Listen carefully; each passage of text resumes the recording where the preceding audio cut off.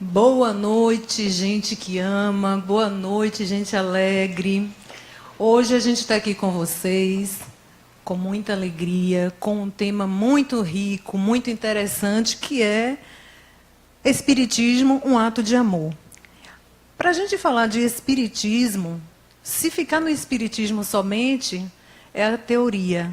É o que essa casa trabalha também, né? A gente tem a ULI com 10 semestres aprendendo a teoria. O Espiritismo, que tem como eixo o esqueleto nosso aqui nos 10 ciclos e também na pós-graduação, Allan Kardec.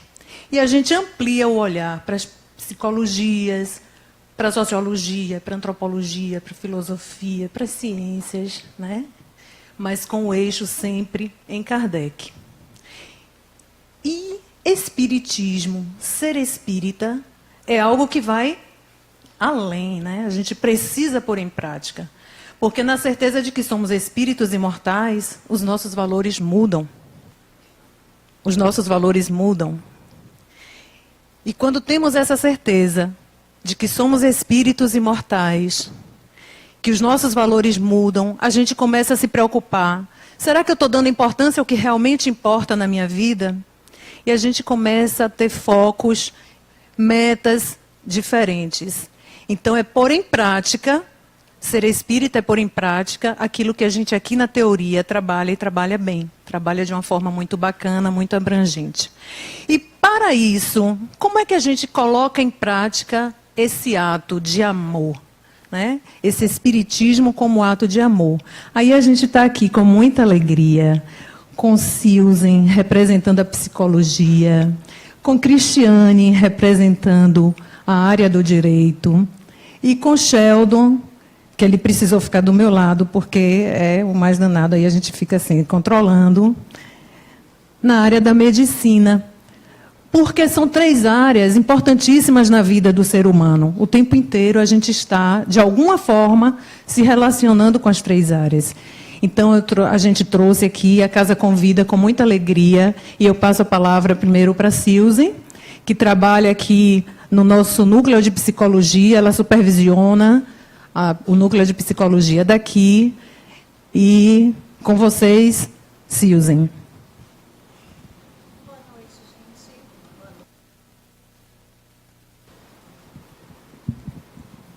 Boa noite. Obrigado pelo convite. Primeiro, estou aqui de uma forma muito grata por estar entre amigos e poder conversar sobre esse aspecto mais prático da psicologia, né? E quando o Geisa e o pessoal, quando eles entraram em contato comigo, a proposta é como raciocinar dentro de um olhar mais prático, trazendo esse espiritismo nessa junção com a psicologia. Então, eu resolvi, para abrir minha fala, que eu vou ter um tempo, depois eles também terão, para focar 3 aspectos do amor na psicologia. O primeiro aspecto que eu queria começar é, lembrando de Jung, que é um teórico, um psicólogo muito conhecido de vocês aqui, eu queria trazer o primeiro ponto, que é o amor à sombra. Jung tem um pensamento que ele diz assim: amar aos inimigos, fazer a caridade, vestir os pobres, curar os doentes, sem dúvida, são atitudes muito nobres e merecedoras de grande mérito. Mas o que acontece quando eu descubro que o mais pobre dos mendigos, que o mais doente, que o mais necessitado sou eu mesmo, e que eu preciso das esmolas da minha própria bondade? O que acontece então? Então, esse é um convite para a gente olhar a caridade não só para o outro, não só para atender aos doentes e aos mendigos de fora, mas para que a gente tenha um olhar caridoso com as nossas inferioridades. Os nossos mendigos são aqueles aspectos nossos que nos envergonham, que nos entristecem, aqueles aspectos que fazem com que nós nos sintamos inferiores, pequenos, diante de nós mesmos e diante da vida. E uma das grandes questões da psicoterapia, quando a pessoa chega para fazer uma psicoterapia, é negar esses aspectos. né? Então, ter caridade com as nossas inferioridades é um desafio, às vezes, muito maior do que ter a caridade com o outro. Porque é fácil a gente não julgar o outro, às vezes. Mas a não caridade conosco leva a um julgamento muito severo. Então, nós nos julgamos, e quando nos julgamos, entramos numa culpa muito grande, que é um resultado da não caridade, dos nossos aspectos, da nossa consciência com o nosso processo. Então, o primeiro convite é esse, né? É possível a gente pensar em acrescentar sobre nós mesmos um olhar mais amoroso, uma compreensão, um acolhimento daqueles aspectos que nos envergonham por nós possuirmos esses aspectos, né? E, geralmente, quando nós vemos essas questões, nós nos condenamos. Então, esse é um primeiro ponto de reflexão. Um segundo ponto que eu queria trazer também é a questão do amor ao sintoma. Né? Pode parecer estranho, né? Mas eu me lembro de uma passagem do Cristo, quando ele diz assim: levanta-te, toma a tua cama e anda. Vocês conhecem essa passagem?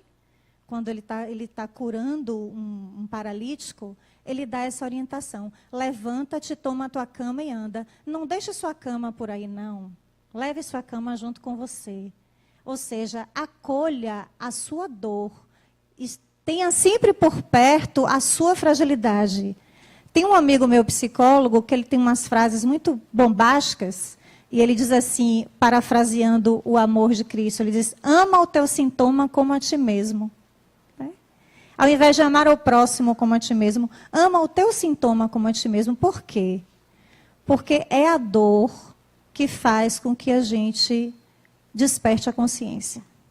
A gente chega na terapia querendo se livrar da dor. A gente vai buscar a psicologia querendo se livrar do sintoma, se livrar do pânico, se livrar da depressão, se livrar da ansiedade, se livrar dos medos todos que nos invadem. Só que essa postura de querer se livrar vai fazer com que a gente perca uma grande oportunidade de transformação, porque é a dor que desperta o psiquismo. Então, por isso, ama o sintoma. Não quer dizer que a gente vai ficar apegado à dor e que a gente tem que fazer uma ode ao sofrimento, não. Quer dizer que todo sintoma tem um propósito. Se chegou a depressão, há um propósito. Se chegou o medo, há um propósito. Os sintomas são um convite à ampliação da consciência. Se nós não sofrêssemos, nós estaríamos estagnados. Na felicidade, no prazer, nas férias, ninguém cresce. A gente cresce quando a gente é provocado pelos desafios da vida. Por isso ama o teu sintoma como a ti mesmo. E um terceiro ponto que eu queria trazer, o mais amplo, é o amor à alma e não o amor ao ego. Nós vivemos uma sociedade onde precisamos ser muito. Quais são os valores do ego? Os valores do ego são poder, fama, sucesso, prestígio, imagem. Né? Então, a psicoterapia não está ali para servir ao ego. Psicoterapia, psico quer dizer alma, terapia quer dizer serviço. Psicoterapia é servir a alma. Então, muitas vezes, fazer uma psicoterapia lesa o ego. O ego quer sucesso fácil, quer respostas rápidas, quer saídas imediatas. Tanto que a gente reclama de que o processo é lento, o processo de transformação é lento. Por quê? Essa reclamação é uma reclamação egóica. Nós somos educados para ser egocêntricos, né? Nós somos egoístas. Nós valorizamos pessoas que têm uma imagem egóica de si muito poderosa. A sociedade valoriza egos heróicos. Né? Nós valorizamos os heróis, as pessoas que vencem, as pessoas que são bem-sucedidas. Então, esses são os valores do ego. Mas quais são os valores da alma? Os valores da alma são profundidade. A alma quer profundidade, a alma quer beleza, a alma quer arte. A alma quer experiência. Né? Então, quando o espiritismo entra, quando eu entro com um olhar espiritual sobre a psicologia, eu vou tentar falar para aquela alma que está ali, não para aquele ego. E muitas vezes falar para a alma vai frustrar o ego. Né? Então, muitas vezes, despertar um raciocínio de alma é você gerar uma resposta de frustração no outro, no paciente. Então, são ângulos de abordagem que a gente vai aos pouquinhos se aproximando para que a gente retire o olhar imediatista e a gente acrescente um olhar espiritual. Né? Então, amor à alma exige tempo. Vocês já repararam como a gente repete os nossos processos? A gente se promete que a gente vai mudar, a gente já sabe racionar, o ego sabe de tudo. Né? O ego sabe de todas as respostas, de todos os caminhos. Mas por que a alma precisa repetir? Por que a gente está sempre caindo nas mesmas armadilhas, nos mesmos padrões de comportamento, nos mesmos encontros, nas mesmas brigas, nos mesmos litígios? Porque a gente ainda não entendeu qual é o aprendizado que está faltando. E o aprendizado é um convite para um olhar de mais profundidade. Então, esse é um convite da gente começar a raciocinar. Né? O amor à sombra, integrar os nossos aspectos mais inferiores, o amor ao sintoma, aceitar a dor, aceitar o que gera o convite ao nosso despertar, e o amor à alma, que é uma saída da centralização da consciência e uma entrada numa centralização de uma percepção de si mesmo com mais profundidade, porque é o amor à alma que vai trazer o sentido da vida. Nós só percebemos qual é o sentido da nossa vida quando nós temos um olhar de profundidade, que é o olhar que a alma nos traz. Bom, para começar, seriam essas primeiras colocações. Estou dentro do tempo, senhora? Sim, senhora. Gente, aqui a proposta é, cada um deles vai falar em torno de 10 minutinhos. As meninas lindas da recepção, elas têm papelzinho, vocês podem, se tiver alguma pergunta, no segundo momento a gente abre para algumas poucas perguntas, as que derem tempo, né? Paulinha vai compilar isso direitinho, perguntas parecidas, para otimizar as respostas deles, mas todas serão respondidas, eu garanto, porque nós encontramos uma metodologia para isso. E eu passo agora a palavra para Sheldon. Boa noite a todos. Hoje é um dia muito especial para nós todos. O convite para participar dessa mesa redonda no dia 18 de abril tem um sentido ainda maior, porque hoje o Espiritismo completa 160 anos. A 18 de abril de 1857, Kardec então publicava o que ficou como marco, o Livro dos Espíritos. E para essa casa também especial, porque esse jovem está completando 19 anos também hoje. É uma casa cujo tema, o amor, é fundamental, porque o crescimento em número e em qualidade de serviços e atividades, em número de voluntários, demonstra a energia que reina nessa casa. Então, agradeço imensamente a oportunidade de estar aqui na Semana Espírita, nessa mesa redonda, com pessoas que certamente responderão às minhas perguntas pela minha incapacidade, e nessa data tão especial. Bom, falando do tema, eu vou contar os 10 minutos a partir de agora, ou já gastei? Já gastei, né? Tá bom. Quando eu fui convidado para falar sobre o Espiritismo, um ato de amor, eu fiquei imaginando, se o Espiritismo é um ato de amor, por que o Espiritismo é um ato de amor? O Espiritismo não criou muitos dos seus princípios, porque eles já existiam. Os princípios básicos do Espiritismo, a crença em Deus único, era já milenar. Religiões milenares já acreditavam em um Deus apenas. A comunicabilidade com os espíritos, existem diversos relatos a respeito de eventos, de pessoas que ouviram, que viram espíritos. Então isso também não era uma novidade. A reencarnação, Jesus disse em uma das passagens que João Batista era Elias. A imortalidade da alma, outro princípio básico do Espiritismo, o próprio Jesus reaparece 3 dias depois de ter desencarnado para os seus discípulos. Aliás, apareceu primeiro para Madalena, porque Jesus já reconhecia o poder feminino de socialização dos acontecimentos da vida alheia. Então, não se preocupem que a fofoca não é da era contemporânea, mas de muitos e muitos anos. Então, por que o Espiritismo é um ato de amor? Fiquei refletindo por 2 aspectos que eu achei que são básicos para o Espiritismo.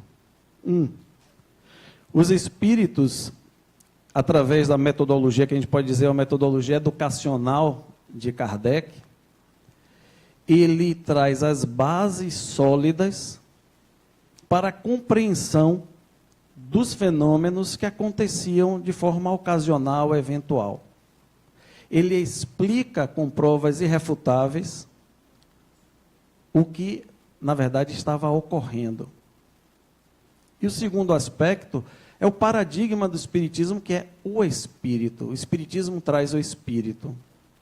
O Espírito como algo criado por Deus, simples e ignorante, e responsável pela sua construção, a construção da sua felicidade. O Espírito como artífice da sua felicidade. Isso é próprio do Espiritismo. Os Espíritos, então, num ato de amor e de misericórdia, convidam a humanidade a sair da infância, da compreensão das coisas, para uma vida adulta.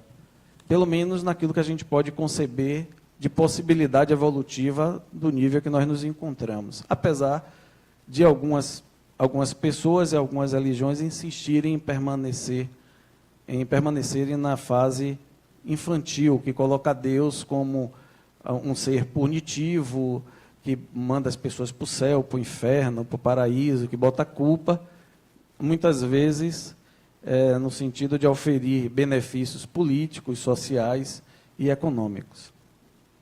Uma nova era se abre com o Espiritismo, uma nova compreensão que todos nós somos convidados.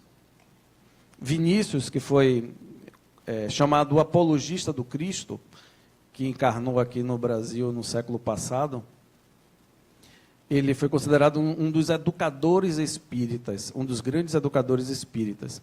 Vinícius tem uma reflexão interessante, que ele disse que Deus não cria como o escultor cria as suas obras. A obra de Deus encerra em si a capacidade, a possibilidade de um autodesenvolvimento. Olha que reflexão interessante. Deus, então, cria espíritos simples, e esses espíritos, por si só, têm um poder de se transformar em um ser cada vez melhor. O que não acontece com o artista que cria uma obra e ai daquele que manipule ou que faça alguma alteração nessa obra. Aquela obra é uma obra final. Deus não. Ele cria os espíritos com a possibilidade deles se transformarem, e com a obrigação deles se transformarem rumo à felicidade, até tendermos à perfeição, já que a perfeição é de Deus. E no aspecto médico, que é a parte que me cabe nesse latifúndio, por que o Espiritismo é um ato de amor? Os espíritos trazem uma nova concepção para a dor, para a doença, no sentido que traz que a doença não é um castigo de ninguém, de Deus. Ele retira a culpa, que por sinal para os espíritas seria uma coisa fantástica a gente poder botar culpa nos outros, porque nós, além dos encarnados, temos os desencarnados para botar culpa, quer dizer, é 4 vezes mais do que qualquer pessoa tem que não é espírita. Então, é uma pleiade de culpados que a gente pode ter, e os pobres coitados dos obsessores levando a fama, coitados, todos atrapalhados, precisando de auxílio. Mas ele retira a culpa e ele traz para nós a responsabilidade. Se nós somos os artífices da nossa felicidade, também o somos da nossa infelicidade. Então a doença é um convite a nós nos transformarmos, nos compreendermos, nos transformarmos em seres melhores. Dois escritores alemães escreveram um livro, A Doença como Caminho. Tauer Detlefsen e Rutger Dawk. Sabe lá Deus se essa é a pronúncia do nome deles mesmo. Espero que eles não estejam me ouvindo. Mas, na Doença como Caminho, eles trazem uma reflexão que acho muito interessante. Que a doença é como uma lâmpada que acende no painel do carro. O problema não é apagar a lâmpada no painel do carro. A lâmpada acesa no painel do carro apenas nos indica que tem algo que precisa ser consertado, ou transformado, ou aprimorado, aperfeiçoado. Não adianta a gente ir lá e pedir para folgar a lâmpada. Claro que ninguém aqui está fazendo apologia ao sofrimento, à dor. Tomara que eu tenha uma doença grave para eu me transformar num ser melhor. Não é esse o convite. Mas uma vez chegando, que as pessoas não procurem só se livrar da doença, como se fosse algo caído do céu, como se não tivesse nada a ver com a pessoa, ou responsabilizando até outras pessoas pelo que acontece. Não. É preciso, a par e passo, que nós tentamos nos desvencilhar do que nos incomoda, a gente compreender o que é que está acontecendo. Vou fazer uma cara bem bonita para sair na foto. Então, sinalizando aqui para mim. Agora, meu tempo está encerrando, mas, em suma, é isso que eu gostaria de abrir a parte médica desse tema, que para mim foi muito, muito importante.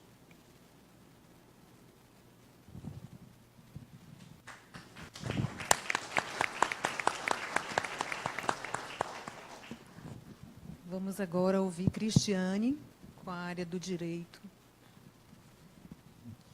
Boa noite para todos.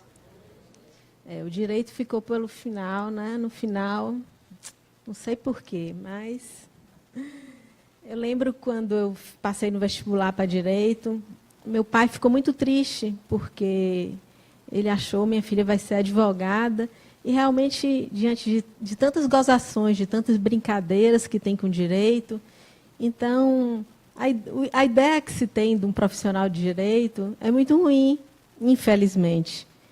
Mas, mais e mais, quando eu cursei o curso de Direito, eu vi que, realmente, a importância dela. É um curso belíssimo, e, realmente, a gente vê, dentro do curso de Direito e no nosso dia a dia profissional, a importância de sermos espíritas, de entendermos, né, esse nosso processo evolutivo e estar inserido nesse mundo. A gente trabalha com 2 categorias importantes, é o nosso dia profissional, que é o direito em si, que são as normas, e a justiça, que é o nosso ideal de ser justo. Então, nesse sentido, a gente vê das pessoas, né, o ideal de justiça, ele é muito distorcido.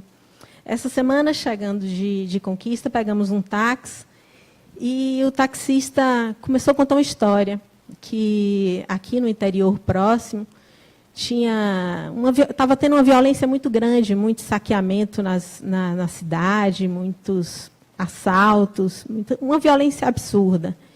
E, enfim, que ele falando aquilo, muito indignado com aquilo tudo que estava acontecendo, e aí veio a alegria dele, olha, e uns justiceiros entraram na cidade e já mataram 50 bandidos.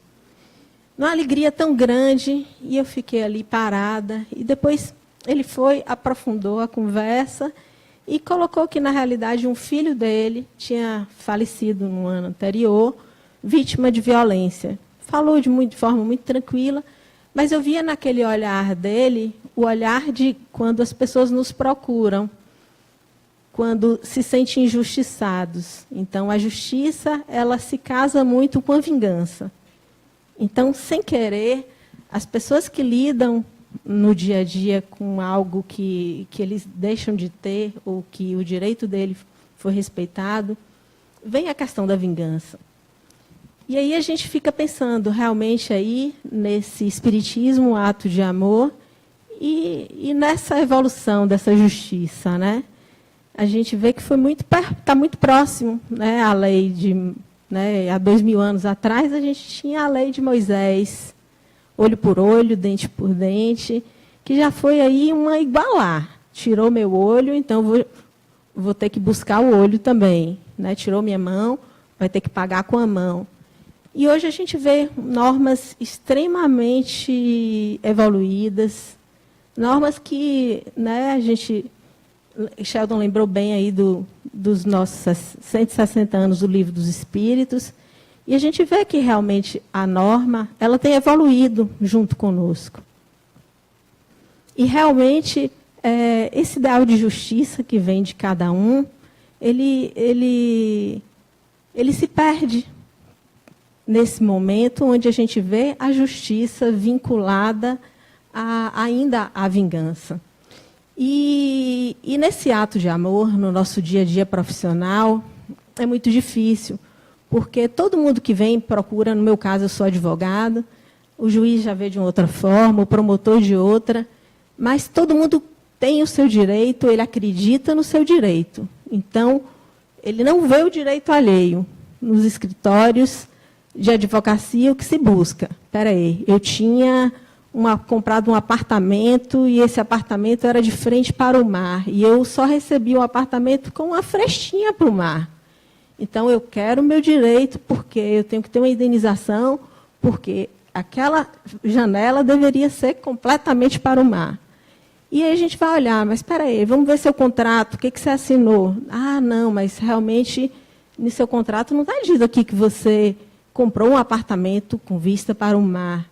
E aí as pessoas começam a olhar e verificando que, na realidade, eles esquecem de buscar efetivamente aquilo que eles, na realidade, pleitearam nas suas vidas. Então, na realidade, eu vejo que também, quando as pessoas buscam os direitos, esquecem o direito do outro. Aquele que vendeu aquele apartamento daquela forma. Então, ele foi iludido? Foi. Então, que provas a gente tem em relação a isso? E por aí vai. Então, é muito difícil, na parte do direito, as relações de família. E aí vem o espiritismo também, que nos traz essas questões, né, das afinidades, dos espíritos também que não têm uma afinidade, que estão ali passando uma aprovação juntos. Então, na realidade, a gente vê disputas absurdas. Então, vem uma outra situação. Então, o advogado, ele aprende, ele na realidade, necessita aprender a amar o erro do outro.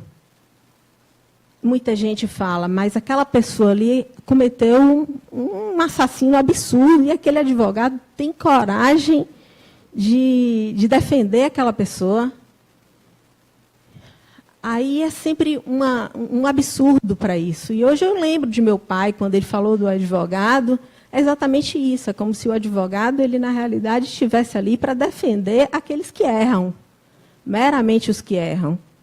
E, na realidade, a gente vendo de uma justiça divina, né, de misericórdia, a importância realmente de todas as pessoas terem os seus direitos defendidos. Por mais absurdo que a pessoa tenha cometido nas suas vidas, mas eles merecem ser, na realidade, assistidos, defendidos dos seus direitos, porque não é assim a misericórdia de Deus.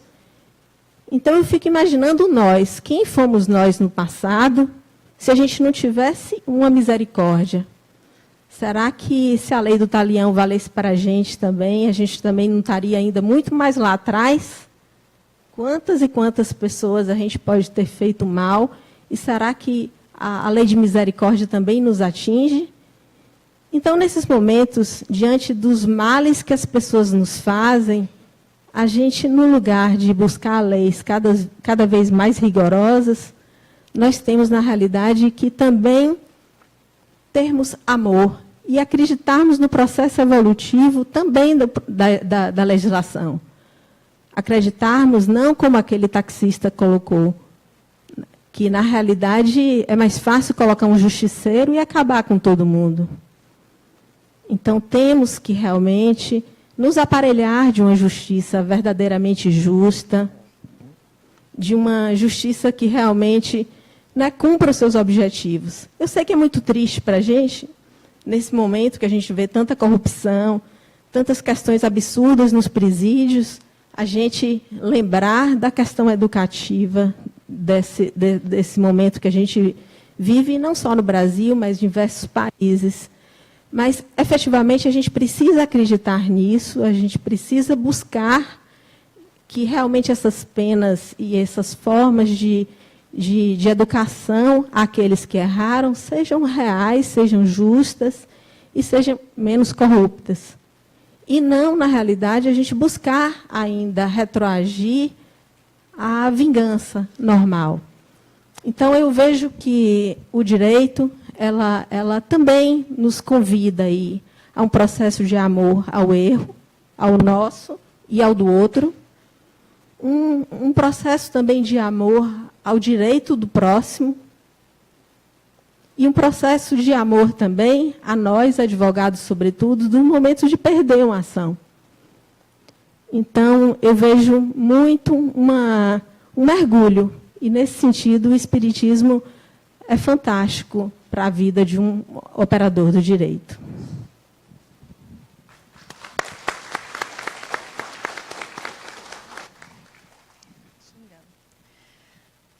Gratidão aos três, a Susan, a Cris e a Sheldon. E eu pedirei agora que as meninas comecem a recolher as perguntas, enquanto Paulinha faz uma compilação mais ou menos do que chegar aí por tema. A gente vai fazer um bate-papo aqui entre nós e eu gostaria de começar, enquanto eles pensam em perguntas, que eles vão também dialogar aqui, a coisa ficar mais leve, né? Quando ela falou da lei de Talião, me lembrou o caso de Nelson Mandela, quando ele foi libertado. Logo, e ele teve o poder, logo perguntaram, acharam, né, que seria natural que ele fosse querer se vingar de alguma forma, de algumas pessoas, de algumas situações, de alguma maneira. E a resposta dele foi brilhante, saiu na mídia de vários jornais. Ele não. A lei de Talião, dente por dente, olho por olho, ficou lá atrás, porque, do contrário, teríamos uma pátria de mutilados. Teríamos uma pátria de mutilados. Para a nossa reflexão, né? Então, gente, vocês querem...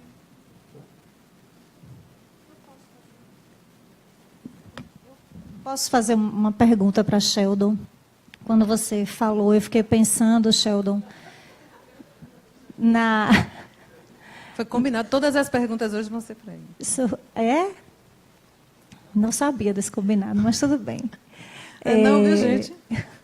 Eu fiquei pensando na postura do paciente, porque existem pacientes que não têm informação sobre nada e que vão ao médico para buscar a cura, né? Mas tem pacientes que têm informação, que são pessoas esclarecidas, e que, às vezes, me parece que a postura continua sendo de atribuir ao médico a responsabilidade da sua própria cura. Mesmo as pessoas que têm conhecimento e têm esclarecimento. Isso procede, porque na psicologia a gente vê muito isso também, a transferência de responsabilidade para o psicólogo, né? Então, me chama a atenção se você sente isso na sua prática, nessa dificuldade de conscientizar o paciente do papel dele no processo de transformação.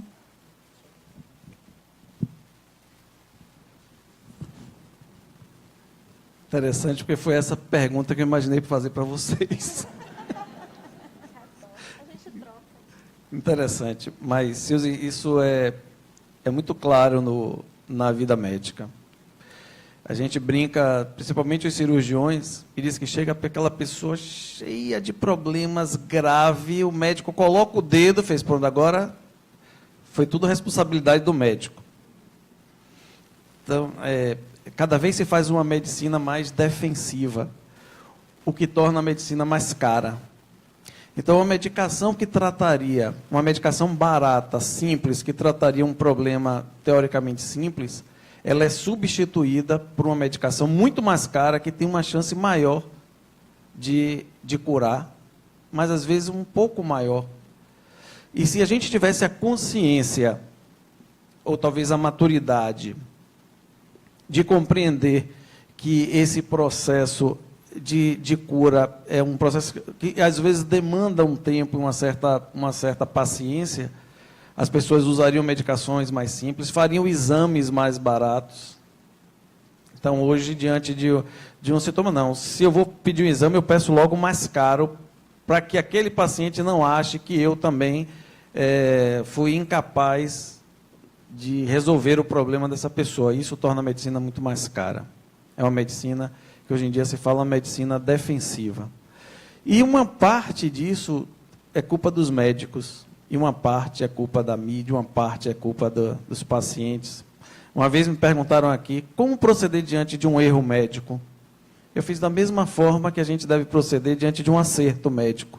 Compreender que ali é um ser humano, que muitas vezes está tentando fazer o seu melhor em seu benefício, mas que nem sempre esse resultado acontece. E se a pessoa é espírita, a gente pode dizer assim, porque está no mérito de cada um. A gente faz o mesmo tratamento, ou usa o mesmo medicamento, ou faz a mesma cirurgia, e os resultados são completamente distintos. Nenhum médico sai de casa dizendo assim, hoje eu vou matar 2, vou tratar 15, vou operar 3, vou salvar 2, vou matar 1. Ninguém faz isso. Claro que existem aqueles que fogem da responsabilidade do seu papel, mas eu acredito que a grande maioria sai empenhada em fazer o seu melhor, e seria interessante que as pessoas se enxergassem que ali também tem um ser humano, que também passa por problemas, que às vezes está cansado, às vezes também está sem paciência. Então, é um processo complexo, e que a compreensão de se ser espírito é muito importante nisso. Bacana. Cris, pode perguntar para Cris?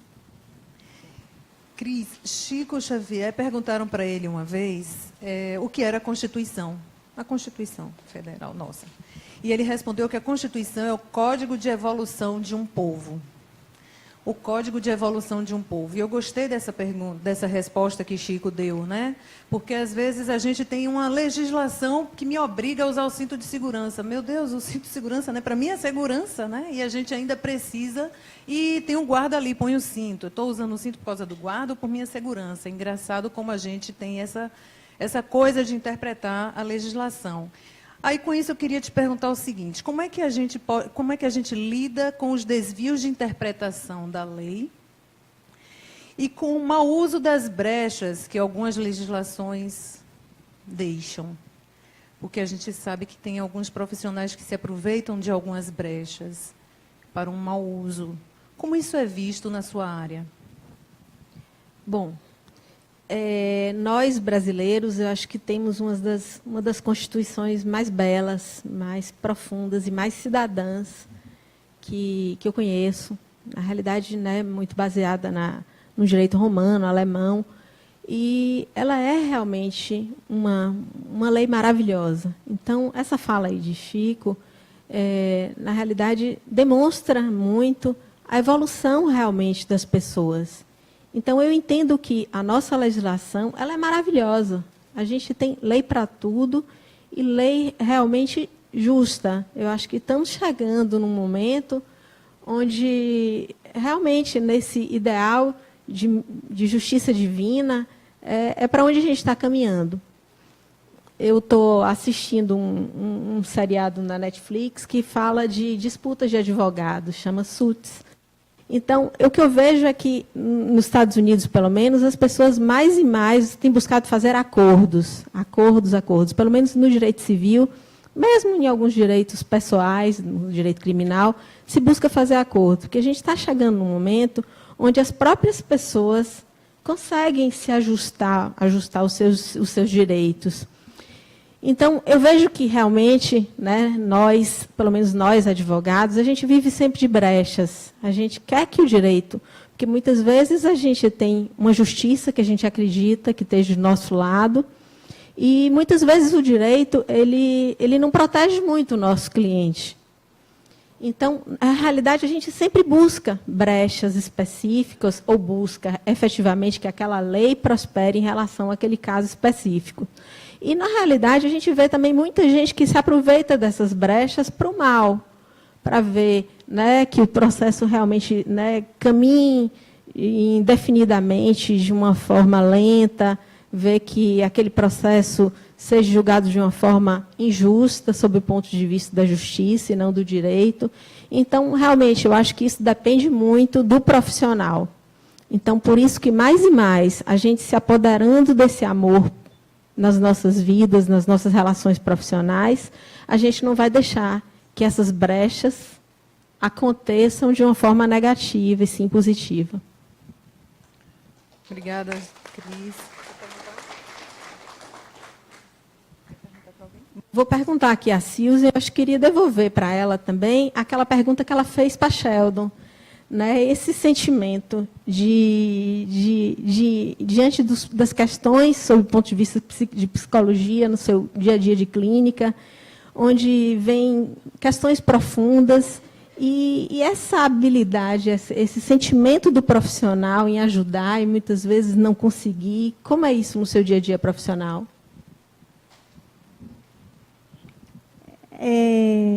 Trabalhar com psicologia é um mistério e é um pouco de arte também, porque quando a gente está ali diante de uma pessoa, não tem uma técnica, não tem um manual a ser seguido, não tem um protocolo que a gente vá cumprir. Então, é necessário que haja uma abertura muito profunda dos dois que estão ali envolvidos. Então, é um encontro de muita intimidade, é um encontro de muita profundidade e de muita confiança. Então, o paciente que vai buscar um processo terapêutico, ele vai como um encontro de almas que está se fazendo ali. Porque não há dogmas, não há julgamento, não há certo e errado. Então, a gente não trabalha com estatísticas, nem com julgamentos de qualquer espécie. Então, é preciso, num primeiro momento, um acolhimento muito grande, né? Um não julgamento muito grande, para que, com o tempo, essas respostas possam surgir dentro do próprio processo. É como se o processo terapêutico fosse um grande vaso, onde as coisas vão sendo jogadas ali, e precisa de tempo para que as coisas fervam. E tem uma fervura que vai dar um ponto no processo, e que o ponto é a transformação da consciência. Né? Então, inicialmente, eu acho que essa é a grande atitude de amor no processo, né? De você acolher aquela alma que chega da forma mais respeitosa e mais inteira possível. E identificar os limites, né? Porque, às vezes, nós percebemos muito rapidamente qual é a questão. Mas a gente não pode devolver tão rapidamente assim, porque o outro não tem preparo ainda para... É como se fosse uma criança, você sabe exatamente o que dizer àquela criança, mas você tem que dosar, a depender da maturidade da criança, a depender da idade que a criança tem. Então, esse é um aspecto do amor envolvido no exercício da profissão. E a consciência espírita ajuda muito nesse aspecto, porque... ser espírita me dá um olhar mais amplo ainda do que esse, que é o olhar de que aquela pessoa ali é um espírito, né, que tem uma trajetória milenar, que está ali naquela configuração, naquele momento, lidando com aqueles complexos, com aqueles desafios, que aqueles são os temas dele necessários. Né? Não tenho que tirar ele da dor, não vou tirar ele da dor. Né? Também não sou masoquista, não é que eu vou empurrar ele para a dor, não.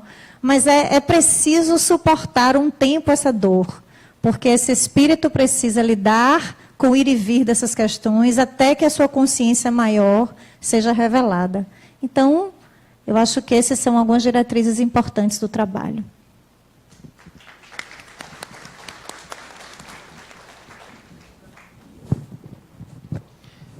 Em cima desse mesmo tema, para Silze ou para Cristiane, a gente se depara muitas vezes com um paciente ou um cliente, dependente da área, que tem um processo nitidamente espiritual, mas que não necessariamente é espírita, ou tem esse conhecimento, ou aceita essa compreensão, ou é uma pessoa ateia, ou é de uma outra religião. Como lidar com isso. Eu ontem tive um exemplo muito claro disso. Uma jovem chegou lá para o consultório com uma queixa específica, uma queixa com a dor lombar, e a gente foi conversando, e ela aí começou a falar de um outro exame que ela fez com outro médico e uma suspeita de uma esclerose múltipla. E ela enveredou pela conversa e começou a chorar e falou: doutor, eu fico imaginando quem é que vai querer casar com uma pessoa dessa? Como é que eu vou segurar? Como é que eu vou ter filho? Como é que eu vou segurar meu filho? Não tinha nada a ver com a conversa, com a consulta. E aí eu fui, dentro do conhecimento espírita, fui tentando consolar aquela pessoa e falando que, olha, acredite, isso não é... A primeira doença nem se instalou, você nem sabe se vai estar doente, se vai desenvolver em algum momento da vida a doença. E assim, saiba que você já adoeceu várias vezes, você já se curou várias vezes, você já nasceu várias vezes, já morreu milhares de vezes. E aí fui todo explicando, acolhendo ela e tal. Aí, de repente, eu fiz assim. Desculpa perguntar, qual a sua religião? Ela falou: eu sou evangélica. Bem, por isso a minha pergunta. Mas ela compreendeu bem, eu fiz: olha, o líder maior da sua religião, o guia maior da sua religião é o mesmo da minha. E entenda isso. No final, ela se despediu, já melhor e tudo, mais chorosa. Então, eu tive até vontade de abraçá-la e tudo, mas hoje em dia você vive tão cercado de assédios, de isso, aquilo. Eu me reservei mesmo, porque foi a primeira vez que eu estive com ela. Não tinha ninguém dentro do consultório, eu abriria a porta e a abraçaria, porque eu tenho um cuidado já de muito tempo com esse tipo de aproximação. Mas como lidar com esse aspecto? Você atende uma pessoa, percebe que ou a questão jurídica ou a questão psicológica tem um viés forte ou espiritual, e aquela pessoa nem quer saber, não sabe, tem raiva de quem sabe a respeito de princípios, não espíritas, mas espirituais.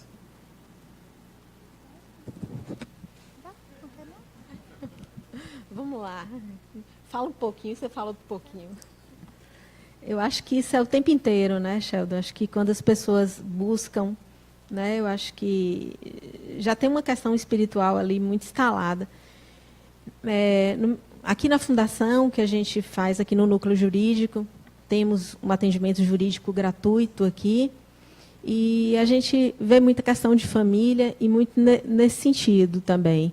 É aquela raiva absurda do filho e trazendo que quer tomar, quer tirar o filho de casa, e coisas assim absurdas, num patamar normal e natural nosso. Um pai e uma mãe que quer tirar um filho ainda adolescente de sua casa. E aí, realmente, né, a sensibilidade nossa, espírita, de trazê-lo, de fazer quase que uma doutrinação naquele sentido, é maravilhoso. Então, a gente utiliza as ferramentas espíritas em todos os momentos do nosso dia a dia profissional também. Bom, no meu caso é um pouco diferente, porque existe um cuidado, né, de que o meu universo de crenças não interfira no universo de crenças do paciente, né? Então, eu tenho pacientes, já atendi pessoas de outras religiões, né, católicos, evangélicos, ateus, né? E o que me orienta além do princípio, além de qualquer religião, o que me orienta é um princípio que Jung traz, que ele diz assim: o homem religioso é aquele que observa atentamente tudo o que lhe acontece, seja vindo do mundo interno ou seja vindo do mundo externo. Então, veja a diferença do que é religiosidade aí. Religiosidade está relacionada à atenção, né? Uma pessoa religiosa é uma pessoa atenta. Então, é essa religiosidade que eu procuro despertar nos meus pacientes, né? Você está prestando atenção ao que está lhe acontecendo? Né? Você está prestando atenção a todos os fatores que interferem nessa conjuntura que você está vivendo? Quais são os pontos cegos que você ainda não encontrou? E o observar atentamente é o não julgar. Nesse ponto é que o olhar espiritual ajuda muito. Porque quando a gente julga, a gente não observa, a gente rotula. Né? Quando a gente julga, a gente se distancia, a gente perde o fenômeno. Quando a gente entra no preconceito, quando a gente entra no julgamento, quando a gente entra na culpa, quando a gente entra na moral, a gente perde a experiência, a totalidade da experiência. Então, o meu ângulo espiritual vai por esse favorecimento de um olhar mais isento, o máximo possível, o máximo de isenção possível, aquele psiquismo que está ali, para que ele olhe a sua questão de uma maneira mais profunda. Então, é isso que me orienta no trabalho. Só um detalhe. Aproveitando só um detalhezinho, é que aqui na Fundação, apesar de quando a gente percebe esse tipo de coisa, mas efetivamente, naquele momento, não agimos como ensinar o Espiritismo, mas meramente aproveitando para o nosso esclarecimento próprio aquele momento. Mas, acho que em todas as áreas é isso, né? Isso. E eu ia dizer, há um tempo, a gente conversava, eu e uma pessoa aqui da casa, de alguns problemas relacionados a alguém e tal e tal. E aí um olhou para a outra, na mesma hora as duas pensaram a mesma coisa. O que a gente faz o tempo inteiro? A doutrinação, que para alguns autores é o diálogo, é o esclarecimento, é ter atenção, é a escuta que o médico faz, a escuta que o advogado faz e que a psicóloga faz, mas é aquela escuta sem o julgamento, né?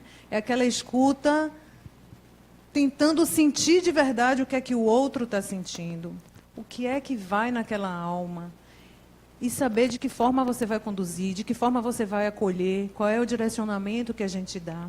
Mas, para a gente ganhar tempo, vai participar desta mesa redonda, que não é tão redonda assim, a nossa dupla de mestre de cerimônias. Dupla PP. PP. A dupla PP. Paulinha e Pedro. Recebemos aqui algumas perguntas para Susan. Como domar o ego e valorizar a alma em uma sociedade em que o apelo pelo ter é tão presente? Esse é o desafio, né? Estamos todos juntos no mesmo barco. Nós precisamos estar alertas todos os dias. O que é domar o ego? Né? Seria nós buscarmos valores mais essenciais, valores mais profundos. Por exemplo, quanto mais nós vamos nessa sede, dessa onda de poder, de reter, de possuir, de ostentar, ao mesmo tempo que a gente está nessa espiral ascendente de mania de coisas, o sentimento de vazio interno vai crescendo muito também. Nós vamos ficando cada vez mais inquietos, cada vez com mais insônia, cada vez mais obesos, cada vez mais ansiosos, porque nós vamos colocando o foco na imagem, na ostentação, ou no que eu quero aparentar. E quanto mais eu vou fazendo esse tipo de atitude, mais o meu sentimento de esvaziamento vai me sinalizando que alguma coisa não vai bem. Então, como é que eu posso domar esse ego? Quanto mais eu me escutar, quanto mais eu abrir espaço para perceber que, aparentemente, eu estou bem, aparentemente, eu estou cada vez mais bem-sucedido, mas, internamente, eu não estou feliz, eu não estou realizado. Então, quanto mais eu abrir espaço para escutar o sentimento de vazio interno, mas eu vou procurando outros caminhos. E os caminhos são sempre individuais. O processo de autoconhecimento é sempre solitário. Não existe turma de autoconhecimento. Existe turma de balada, existe turma de viagem para o exterior, existe turma de fitness. Existem turmas para tudo que potencializa o ego, mas para o que potencializa a alma, é cada um que vai saindo da manada sozinho. Cada um que vai fazendo o seu processo solitário. Inicialmente, nós somos vistos como pessoas estranhas, ou pessoas inadequadas, ou pessoas inadaptadas, porque a gente vai começando a se sentir que a gente está incomodado em fazer parte daquele rebanho. Então, começou a sentir isso, ótimo, você não está louco, isso é um bom sinal de que você começa a despertar que existem coisas mais profundas a serem conquistadas. Agora, o processo é solitário e não é fácil, e é lento. Agora, quando a gente começa e a gente vê que outras pessoas também estão entrando, a gente percebe que a gente não está tão só. E a gente também vai encontrando outras pessoas da nossa tribo perdidas por aí também. E normalmente vale a pena, né? Vale a pena.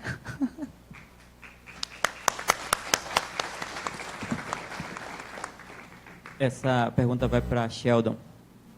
Como transformar o espiritismo numa doutrina mais acessível a todos e atingir pessoas mais simples até intelectualmente, sendo que a leitura é fundamental no entendimento dos seus ensinamentos?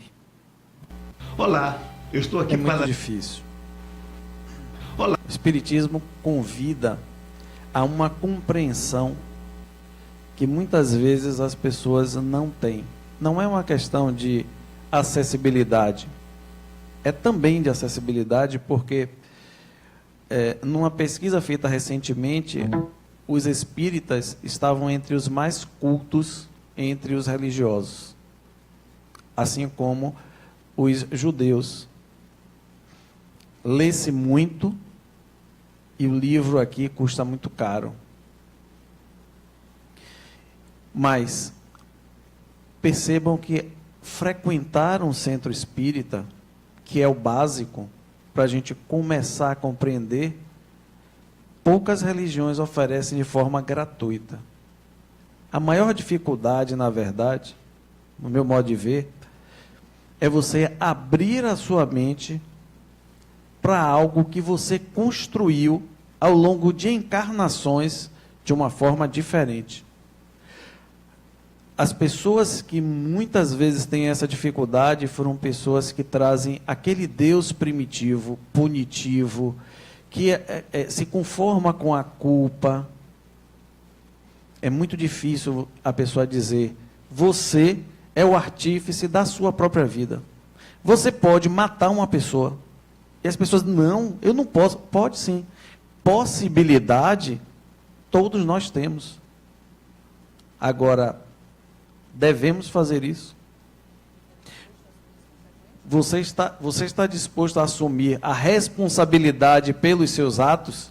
Muita gente prefere ficar sobre o abrigo de religiões ou de conceitos que punem as pessoas, e isso serve de castração do seu modo de conduzir a sua vida.